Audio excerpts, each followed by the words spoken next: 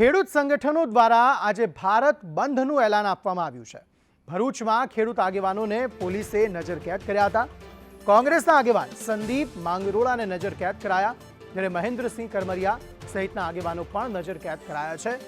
વિવિધ પડતર પ્રશ્ને ભારત બંધનું એલાન આપ્યું છે। જોકે આ ભારત બંધના એલાનને સમર્થન આપતા જે ખેડૂત નેતાઓ છે તેમને પણ નજરકેદ કરવાની કાર્યવાહી, અટકાયત કરવાની કાર્યવાહી જે છે તે થઈ રહી છે। ખેડૂત સંગઠનો દ્વારા આજે ભારત બંધનું એલાન આપવામાં આવ્યું છે। ભરૂચમાં ખેડૂત આગેવાનોને પોલીસે નજરકેદ કર્યા હતા। કોંગ્રેસના આગેવાન સંદીપ માંગરોળાને નજરકેદ કરાયા, જ્યારે મહેન્દ્રસિંહ કરમરિયા સહિતના આગેવાનો પણ નજરકેદ કરાયા છે। વિવિધ પડતર પ્રશ્ને ભારત બંધનું એલાન આપ્યું છે। જોકે આ ભારત બંધના એલાનને સમર્થન આપતા જે ખેડૂત નેતાઓ છે તેમને પણ નજરકેદ કરવાની કાર્યવાહી, અટકાયત કરવાની કાર્યવાહી જે છે તે થઈ રહી છે।